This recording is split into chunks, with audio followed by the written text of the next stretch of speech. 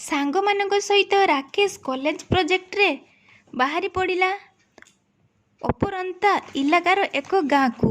ବିଜିପୁର ଜଙ୍ଗଲ ପାହାଡ଼ ଇଲାକା, ରାସ୍ତା ଦୁର୍ଗମକୁ ଇଲେକ୍ଟ୍ରିକ୍ ସମସ୍ୟା। ଗ୍ରାମରେ ପଶିବାକୁ ଆହୁରି 15-20 କିଲୋମିଟର ବାଟ ଅଛି। ଅନ୍ଧାରର ରାଜୁତି ଆରମ୍ଭ ହୋଇ ସାରିଲାଣି। ନାଲି ରଙ୍ଗର ମରମ ରାସ୍ତା, ବର୍ଷା ପଡ଼ି ଠାଏ ଠାଏ ନାଲି ପାଣି ଜମା ହୋଇଛି। କେଉଁଠି ଦୂର ଦୂର ଯାଏଁ ବିଜୁଳି ଖୁଣ୍ଟଟିଏ ବି ଦେଖାଯାଉନି। ହଁ, କିନ୍ତୁ ଗାଁ ଭିତରକୁ ବିଜୁଳିର 11 କେଭି ତାର ନିଶ୍ଚୟ ଟଣାଯାଇଛି। ହେଇପାରେ ଚୋର ଲୁଟେରାଙ୍କ ସୁବିଧା ନିମନ୍ତେ ଖୁଣ୍ଟିରୁ ବିଦ୍ୟୁତ ବଲ୍‌ଗୁଡ଼ିକ ଜାଣି ଜାଣି କାଢ଼ି ନିଆଯାଇଛି। ସେ ଯାହା ବି ହେଉ, ରାସ୍ତାର ଦୁଇ ପାର୍ଶ୍ୱରେ ଘଞ୍ଚ ଜଙ୍ଗଲ ପାଇଁ ଠାଏ ଠାଏ ସାଇନବୋର୍ଡ ଲାଗିଛି ବା ସତର୍କ ସୂଚନାର ପ୍ଲେଟ୍ ବା ଫଳକ। ଗାଡ଼ି ଧୀରେ ଚଲାନ୍ତୁ, କାରଣ ଆପଣଙ୍କ ଗାଡ଼ିର ତୀବ୍ର ବେଗରେ ନିରୀହ ପଶୁଙ୍କ ଜୀବନ ହାନି ଘଟିପାରେ। ତେଣୁ ରୋହନ ବି ଗାଡ଼ି ଖୁବ୍ ଧୀରେ ଧୀରେ ଗଡ଼ାଉଥାଏ। ବିରକ୍ତ ହୋଇ ରାକେଶ ରୋହନକୁ ପଚାରିଲା, ଆରେ ସାଙ୍ଗ, ଆଉ କେତେ ସମୟ ଲାଗିବ କିରେ ସେଇ ବଙ୍ଗଳାରେ ପହଞ୍ଚିବାକୁ? ରୋହନ, ଦେଖୁଛୁ ତ ଭାଇ, ରାସ୍ତା କିପରି। ପୁଣି ଗାଡ଼ି ଧିମା ଗତିରେ ଗଡ଼ୁଛି। ରାସ୍ତାରେ ଆଲୋକ ବି ଟିକିଏ ନାହିଁ। ଗାଡ଼ିର ହେଡ୍‌ଲାଇଟ୍ ବି ଲଗାଇବାକୁ ମନା। ଏଇ ମିଞ୍ଜି ମିଞ୍ଜି ଆଲୁଅରେ ଅନୁମାନ କରି ହେଉନି। ତଥାପି ଭାବୁଛି ଆହୁରି 1.5 ଘଣ୍ଟା ଲାଗିଯିବ ବୋଧେ। ଦିଶା, ଆଚ୍ଛା ମୋହନ ଭାଇ, ତୁମର ଜେଜେଙ୍କ ସେଇ ବଙ୍ଗଳାଟା ଏତେ ଅପନ୍ତରା ଇଲାକାରେ କାହିଁକି ଅଛି? ତୁମେମାନେ ତ ସହରରେ ରହିଲ, କେବେ କ'ଣ ସେଇ ବଙ୍ଗଳାରେ ରହିବାକୁ ମନ ହୁଏନି ତୁମର? ରୋହନ, ଆରେ ଜେଜେ ଥିଲେ ଇଂରେଜ ଜମାନାର ଲୋକ। ଗ୍ରାମର ଏକମାତ୍ର ଧନୀ ଲୋକ ଥିଲେ ସେତେବେଳେ। ଜେଜେଙ୍କ ଜୀବନଶୈଳୀ ବି ରାଜା ମହାରାଜାଙ୍କ ପରି ଥିଲା। ଲୋକ ନ୍ୟାୟ ନିଶାପ ଲାଗି ତାଙ୍କରି ପାଖକୁ ଆସୁଥିଲେ। ତାଙ୍କ ଆଦେଶକୁ ଲୋକ ମହାରାଜାଙ୍କ ନ୍ୟାୟ ପରି ସ୍ୱୀକାର କରୁଥିଲେ। ତେଣୁ ଜେଜେଙ୍କ ଇଚ୍ଛା ହେଲା ବିରାଟକାୟ ବଙ୍ଗଳାଟିଏ କରିବେ, ଯେପରି ଆଖପାଖ ଦଶ ମୌଜାରେ ତାଙ୍କ ପରି ରାଜା କେହି ନଥିବେ। ତାଙ୍କ ଇଚ୍ଛା ହେଲା ସେ କରିଲେ। ଏଥିରେ ଆମେ ବା କ'ଣ କରିବୁ? ବାପା ତ ମୋର ସହରରେ ପାଠ ପଢ଼ି ସହରରେ ଘର କରିଲେ। ଏବେ ଏହି ନିର୍ଜନ ନିକାଞ୍ଚନ ସ୍ଥାନରେ କିଏ ରହିବ? ପିଲାଦିନେ କେବେ କେବେ ବୁଲିବାକୁ ଆସୁଥିଲୁ। ଛୁଟି ଦିନରେ ବୁଲାବୁଲି କରି ଦିନେ 2 ଦିନରେ ଫେରିଯାଉ। ଜେଜେଙ୍କ ଖୁବ୍ ଖ୍ୟାତି ଥିଲା। ଏହି ଗ୍ରାମର ଏକମାତ୍ର ଇଂରେଜ ଶାସକଙ୍କ ଅଫିସର ଭାବେ ଚାକିରି ପାଇଥିଲେ ଜେଜେ। ତେଣୁ ତାଙ୍କ ରାଜକୀୟ ଢଙ୍ଗ ଓ ତାଙ୍କ ନ୍ୟାୟକୁ ଭଗବାନଙ୍କ ଆଦେଶ ପରି ମାନୁଥିଲେ ସଭିଏଁ। ଏବେ ବି ଏଠି ବିଦ୍ୟୁତର ଅଭାବ ଦୂର ହେଇନି। ଯଦି ଦିନେ ବିଦ୍ୟୁତ ବଲବ ଜଳେ ତ 2 ସପ୍ତାହ ଅନ୍ଧାର ବିଜେ।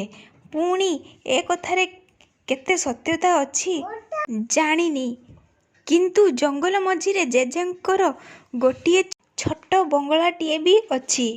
ଶୁଣିବାକୁ ମିଳେ ସେଇ ବଙ୍ଗଳାରେ ଭୂତଙ୍କ ଆସର ଜମେ। ତେଣୁ ସେଇପଟ ଇଲାକାକୁ ଦିନରେ ବି କେହି ଯାଆନ୍ତି ନାହିଁ। ଆମେ ବର୍ତ୍ତମାନ ଜେଜେଙ୍କର ଯେଉଁ ରାଜକୀୟ ବଙ୍ଗଳାକୁ ଯାଉଛେ, ତାର ଠିକ୍ ବାଡ଼ି ପଟେ ଠିଆ ହେଲେ ଜଙ୍ଗଲ ମଝିରେ ସେଇ ଅଲୋଡ଼ା ବଙ୍ଗଳାଟି ପଡ଼େ। ବାପା ବହୁତ ଥର ଆମର ଏଇ ବଡ଼ ବଙ୍ଗଳାଟି ବିକିଦେବାକୁ ଗରାଖ ଦେଖିଲେଣି।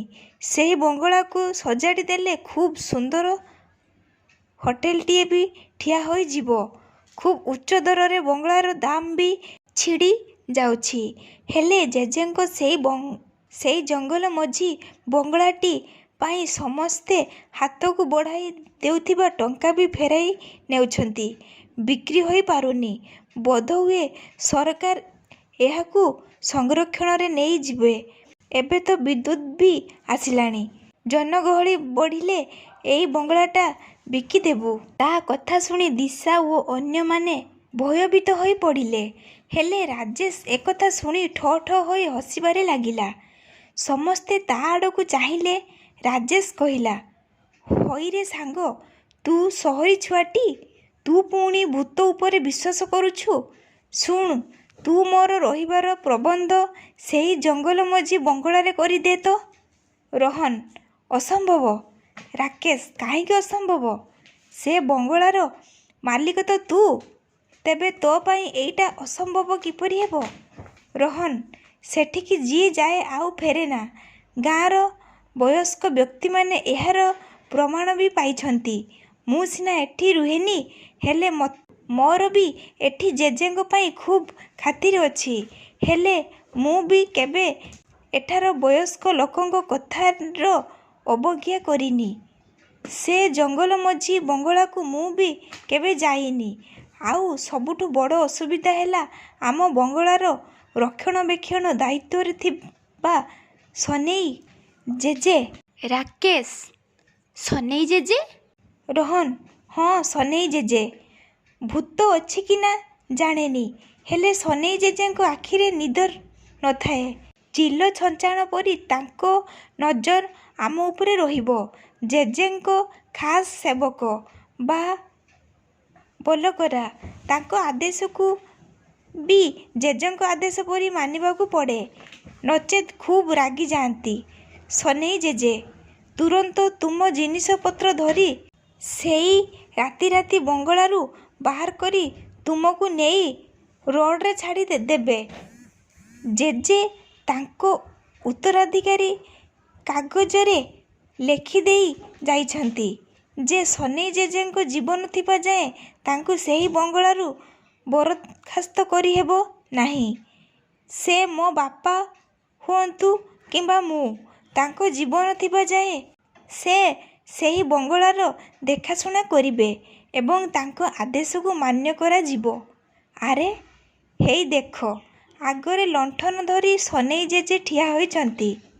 ଆମେ ଏଥର ପହଞ୍ଚିଗଲେ। ସମସ୍ତେ ହୁସିଆର ରହିବ।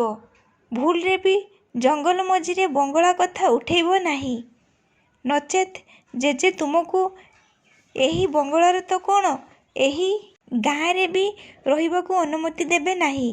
ରାତି ଅଧରେ ରୋଡ଼ରେ ବିତେଇବ, କାରଣ ଏଠୁ ଫେରିବାକୁ ଏକମାତ୍ର ବସ୍ଟି ବି କାଲି ଦିପହରକୁ ଆସିବ। ସମସ୍ତେ ସନେଇ ଜେଜେଙ୍କୁ ଦେଖି ଚୁପ୍ ରହିଲେ। ଇତିମଧ୍ୟରେ କଥା କଥାରେ ସେମାନେ କେତେବେଳେ ବଙ୍ଗଳାରେ ପହଞ୍ଚିଗଲେ ବୋଲି ଜଣା ମଧ୍ୟ ପଡ଼ିଲାନି। ସନେଇ ଜେଜେ ଲଚ୍ଚାକଚା ଧୁଡ଼ୁଧୁଡ଼ିଆ ଚର୍ମର ଆସ୍ତରଣ ଭିତରରେ ଗୋଟିଏ କଙ୍କାଳସାର ବୃଦ୍ଧ। ଆଖିପତାଗୁଡ଼ିକ କେଉଁ କୋଟରରେ ପଶି ଯାଇଛି। ଡୋଳା ଦୁଇଟା ଢିମା ଢିମା ହୋଇ ବଡ଼ ବଡ଼ ଦେଖାଯାଉଥାଏ। ଦାନ୍ତଗୁଡ଼ାଏ ବି ଭାଙ୍ଗି ଯାଇଛି। ଦୁଇଟା ପାନଖିଆ ନାଲି ନାଲି ହନୁଦାନ୍ତ ପାକୁଆ। ପାଟିର ଓଠ ଉପରକୁ ବାହାରି ଆସିଛି। ହାତ ଗଣତି 50-60ଟି 5-5 ଇଞ୍ଚିଆ ଧଳା ଚୁଟି ମୁଣ୍ଡ ଉପରେ ଆଉ ବାକି ଅଛି।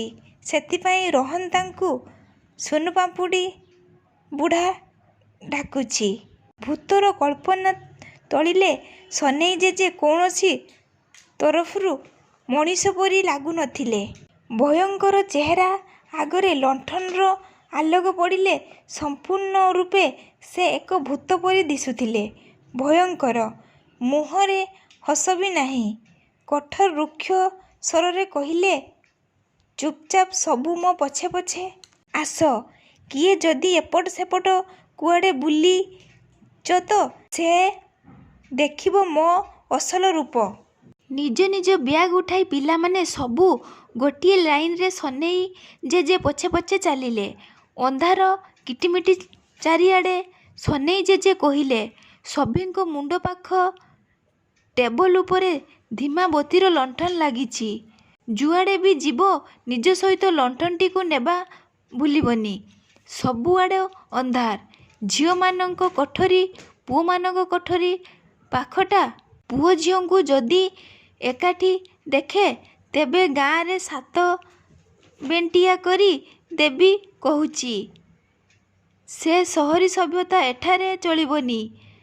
ସେ ଯିଏ ବି ହେଉ, ଦୁହିଁଙ୍କୁ ମୁରବୀ ଡାକି ମନ୍ଦିରରେ ବିବାହ କରାଇ ଦେବି। ଭୁଲରେ ବି ଯଦି ବାଡ଼ି ପଟକୁ ଯାଇଛ କି ଜଙ୍ଗଲକୁ ଯିବାର ଭୁଲ କରିଛ, ତେବେ ମୋ ଅସଲ ରୂପ ଚିହ୍ନେଇ ଦେବି। ରାତି ଅନ୍ଧାରରେ ହିଁ ତାଙ୍କ ନେଇ ରୋଡ଼ ଉପରେ ଛାଡ଼ି ଦେଇ ଆସିବି। ପାଣି ଓ ରାତି ଖାଇବା ସଭିଙ୍କ ଖଟ ପାଖ ଟେବୁଲ ଉପରେ ଥୋଇ ଦେଇଛି। କିଛି ଜରୁରୀ କାମ ପଡ଼ିଲେ କି କିଛି ଆବଶ୍ୟକତା ହେଲେ ମୋତେ ଡାକିବ। ଖବରଦାର, ଯଦି ଏକା ଏକା କୁଆଡ଼େ ବୁଲିବାକୁ ଚେଷ୍ଟା କରିଛ, ସକାଳ ହେଲେ ମୁଁ ନିଜେ ତୁମକୁ ତୁମ କଲେଜ ପ୍ରୋଜେକ୍ଟରେ ସାହାଯ୍ୟ କରିବାକୁ ଗାଁ ଭିତରକୁ ନେଇଯିବି। ନିଜେ ନିଜେ କୁଆଡ଼େ ମାଡ଼ିଯିବ ନାହିଁ। ଯିଏ ନିୟମ ଭାଙ୍ଗିବ ତା'ର ଏଠି ସ୍ଥାନ ନାହିଁ। ଶୁଣ, ଏଠାରେ ବିଦ୍ୟୁତ୍ ନା ବରାବର, ତେଣୁ ଲଣ୍ଠନ ବତୀ ଲିଭାଇବ ନାହିଁ। ସନେଇର ଚଢ଼ା ଗଳାରେ ତାଗିଦ୍ ଶୁଣି ସଭିଏ ନୀରବ। କେହି ବି ରାକେଶ ସମର୍ଥନ କରି ଜଙ୍ଗଲ ମଝିରେ ଥିବା ସେଇ ବଙ୍ଗଳାକୁ ଯିବା ପାଇଁ ଉଁ କି ଚୁଁ କହିଲେ ନାହିଁ। ସେମାନେ ଭିତରକୁ ଯିବା ପରେ ଦେଖିଲେ, ସନେଇ କହିବା ମୁତାବକ ସଭିଙ୍କ ଖଟ ପାଖରେ ସମସ୍ତ ସାମଗ୍ରୀ ମହଜୁଦ ଅଛି। କୋଠରୀ ଭିତରେ ମିଞ୍ଜି ମିଞ୍ଜି ହୋଇ ବଲ୍ 2ଟା ଜଳୁଛି। ସହରୀ ଘରେ ରାତି ପାଇଁ ଶୂନ ପାୱାରର ବଲ୍ ଲାଗିବା ପରି ଆଲୋକ। ପଙ୍ଖା 2ଟା ବଡ଼ ଜୋରରେ କଁ କଁ ହେଇ ଏମିତି ଧୀରମନ୍ଥର ଗତିରେ ଘୂରୁଛି ଯେ ମୁଣ୍ଡର ଗୋଟାଏ ଚୁଟି ବି ସେଥିରେ ହଲିବ ନାହିଁ। କୌଣସି ପ୍ରକାରରେ ଖିଆପିଆ ସାରିଦେଇ ସଭିଏଁ ଶୋଇବାକୁ ଗଲେ। ହେଲେ ରାକେଶ ଆଖିରେ ନିଦ ନାହିଁ। ଜଙ୍ଗଲ ମଝିରେ ସେ ବଙ୍ଗଳାର ରହସ୍ୟ ଜାଣିବାକୁ ଛଟପଟ ହେଉଥାଏ। ରାତି 12ଟାରେ ସେଇ ମିଞ୍ଜି ମିଞ୍ଜି ଲାଇଟ୍ଟା ବି କଟିଗଲା। ସେଇ ଧୀର ମନ୍ଥର ଗତିରେ ବୁଲୁଥିବା ପଙ୍ଖାଟା ବି ଅଟକିଗଲା। ଏତେ ଲମ୍ବା ରାସ୍ତା ଗାଡ଼ିରେ ବସି ବସି ସଭିଙ୍କ ଆଖିରେ ଗାଢ଼ ନିଦର ପରସ୍ତ। ହେଲେ ରାକେଶଙ୍କ ନିଦ ଉଡ଼ି ଯାଇଥିଲା। ଛଟପଟ ହୋଇ ବାଡ଼ିପଟେ ଯାଇ ଖୋଲା ପବନ ଖାଇବାକୁ ବସି ପଡ଼ିଲା। ସନେଇ ଜେଜେ ଆଖି ବୁଜି ଶୋଇପଡ଼ିଛନ୍ତି ବାଡ଼ିପଟ ପିଣ୍ଡାରେ। ଚୁପ୍ ଚୁପ୍ ସୁଯୋଗ ଦେଖି ରାକେଶ ବାଡ଼ି ଗେଟ୍ ଖୋଲି ଜଙ୍ଗଲ ଆଡ଼କୁ ଚାଲିଲା। ହାତରେ ନେଇ ଥାଏ ତା'ର ଡିଜିଟାଲ କ୍ୟାମେରା। କିଛି ବାଟ ଯିବା ପରେ ତାକୁ ପାଉଁଜିର ଛମ୍ ଛମ୍ ଶବ୍ଦ ଶୁଭିଲା।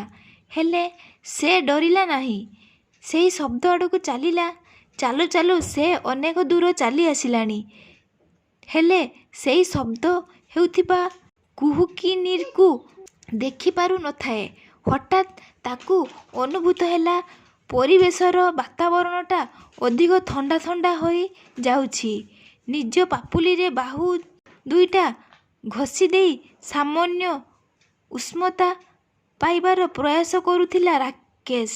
ହଠାତ୍ ତା' ନଜରରେ ପଡ଼ିଲା ଏକ ପଦ୍ମକଢ଼ି ପରି କୋମଳୀ, ଶ୍ୱେତ ଦୁଗ୍ଧ ପରି ନବ ଯୌବନା ସୁନ୍ଦରୀ ଝିଅଟିଏ ଉପରେ। ଓଃ, କି ସୁନ୍ଦର, କି ସୁନ୍ଦର ତା'ର ରୂପ ଲାବଣ୍ୟ।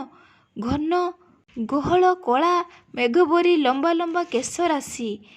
ସେ ଚାଲିଲେ ତା'ର ନଳି ଗୋଡ଼ ଯାଏଁ ଉଠିଥିବା ଘାସ ଉପରେ ତା'ର କେଶଗୁଡ଼ିକ ଛୁଇଁ ଛୁଇଁ ଯାଉଛି। ଚା' ଖଣ୍ଡେ ହେବ କି କ'ଣ କଅଁଳି ଅଣ୍ଟା। ତା' ଦେହର ତେଜ ଏପରି ଯେ ସେ ଚାଲିଗଲେ ସେ ସ୍ଥାନରେ ଆଲୋକ ଖେଳି ଯାଉଛି।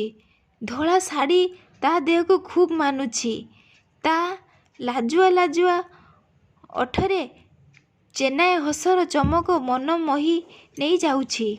ଅଜାଣତରେ ରାକେଶ ଅନେକ ଗୁଡ଼େ ରାସ୍ତା ଚାଲି ଆସିଲାଣି। ତା' ରୂପରେ ସମ୍ମୋହିତ ହୋଇ ରାକେଶକୁ ଝିଅଟି ଧୀରେ ଧୀରେ ସେଇ ଭଗ୍ନ ବଙ୍ଗଳା ଭିତରକୁ ପ୍ରବେଶ କରାଇଲା। ରାକେଶ କହି ଉଠିଲା, କିଏ ତୁମେ ସୁନ୍ଦରୀ? ମୋତେ ଏଇ ଭିତରକୁ କାହିଁକି ଟାଣି ଆଣିଲ? ତମେ ଅନିନ୍ଦ୍ୟ ସୁନ୍ଦରୀ। ସାଙ୍ଗମାନେ କହୁଥିଲେ ଭୂତ ବଙ୍ଗଳା। ମୂର୍ଖ ଗୁଡ଼ାକ। 21 ଶତାବ୍ଦୀରେ ବି ଭୂତ ପ୍ରେତର ବିଶ୍ୱାସ ରଖନ୍ତି। ତମ ବିଷୟରେ କୁହ। ଝିଅଟି ତା ଦୁଃଖ କାହାଣୀ ବର୍ଣ୍ଣନା କଲା। ତାକୁ କିଏ ଜଣେ ପ୍ରେମରେ ଧକ୍କା ଦେଇ ତାର ସର୍ବସ୍ୱ ଲୁଟି ନେଲା। ଝିଅଟି ଆଖିରେ ଲୋତକ ବନ୍ୟା। ହଠାତ୍ କାନ୍ଧ ଉପରେ କାହାର କର୍କଶ ହାଡ଼ୁଆ ହାତ ସ୍ପର୍ଶରେ ଚମକି ଉଠି ପଛକୁ ଫେରି ଚାହିଁଲା ରାକେଶ। ସନେଇ ଜେଜେ କହୁଥିଲେ ତମର ତ ଭାରି ସାହସ। ମନା କଲି ତଥାପି ମୋ କଥା ଅମାନ୍ୟ କଲ। ଠିକ୍ ସମୟରେ ମୁଁ ପହଞ୍ଚି ନଥିଲେ ତମର କ'ଣ ଯେ ହୋଇଥାନ୍ତା। ମୁଁ ନିନ୍ଦା ପାଇଥାନ୍ତି ନା। ଆଉ ନିନ୍ଦା ଅପବାଦ ଶୁଣିବାକୁ ଏ ବୁଢ଼ାର ବଳ ନାହିଁ। ଠ ଠ ହସି ଉଠି ରାକେଶ କହିଲା, ନା ଜେଜେ, ତମେ ସବୁ ଭ୍ରମ କଥା କହୁଛ। ଏଇଠିକୁ ସୁନ୍ଦରୀ ଝିଅଟିଏ ଆସେ, ମୁଁ ତାକୁ ବାହା ହେବି। ସନେଇ କହିଲା, ହେ ବେକାର କଥା, ଚାଲ ଶୋଇବ। ଆରେ ଜେଜେ, ମୁଁ ଜାଣେ ତମେ ବିଶ୍ୱାସ କରିବ ନାହିଁ। ଏଇ ପରା ମୋ ଆଗରେ ଠିଆ ହୋଇଛି, ଦେଖୁନ। ତମ ଆଖି ବୟସାଧ୍ୟକ୍ୟ ଯୋଗୁଁ ଦେଖିପାରୁନି। ଆଶ୍ଚର୍ଯ୍ୟ ହୋଇଗଲା ରାକେଶ। ଆରେ ଏଇଠି ଥିଲା ସୁନ୍ଦରୀ ଲଳନା, ଗଲା କୁଆଡ଼େ?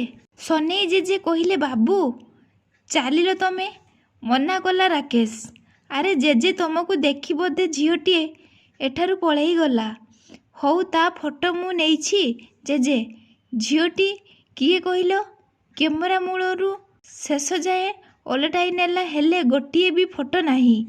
ଭୟରେ ବରଡ଼ା ପତ୍ର ପରି ଥରୁଥିଲା ରାକେଶ। ମନେ ପଡ଼ୁଥିଲା ଜେଜେମାଙ୍କର ବାଉଁଶ ମୂଳର ଭୂତ କାହାଣୀ। ସନେଇ ଜେଜେ ସେଇ ଝିଅଟି ବିଷୟରେ ବର୍ଣ୍ଣନା କଲେ। ସେ ସନେଇ ଜେଜେଙ୍କ ଝିଅ ପିଙ୍କି। ତାକୁ ଭଲ ପାଇ ପ୍ରତାରିତ କରିଥିବା ବ୍ୟକ୍ତି ରୋହନର ବାପା ବ୍ୟତୀତ ଅନ୍ୟ କେହି ନୁହେଁ। ପିଙ୍କି ଗର୍ଭବତୀ ହୋଇ ଲୋକଲଜ୍ଜା ସହି ନପାରି ଆତ୍ମହତ୍ୟା କଲା। ବିଚାରୀ ମା ଛେଉଣ୍ଡ ଝିଅଟି। ସେଇ ଦିନଠାରୁ ସେ ଖୋଜି ବୁଲୁଛି ତାହାର ପ୍ରେମକୁ। କୌଣସି ପୁରୁଷ ଏଠାକୁ ଆସି ଜୀବନ୍ତ ଫେରି ନାହିଁ। ରୋହନର ଜେଜେ ସବୁ ବିଷୟ ଜ୍ଞାତ ହେଲା ପରେ ଏଇ ବଙ୍ଗଳା ମୋ ନାଁରେ କରିଦେଲେ। ଏଇ ଦେଖ, କହି ହାତ ବଢ଼େଇଥିଲା ସନେଇ ଜେଜେ। ବୁଢ଼ିଆଣୀ ଜାଲ ଭିତରେ ନରକଙ୍କାଳଟି ଥିଲା ପିଙ୍କିର। ରାକେଶ ଓ ସନେଇ ଫେରୁଥିଲେ ବଙ୍ଗଳା ଆଡ଼କୁ।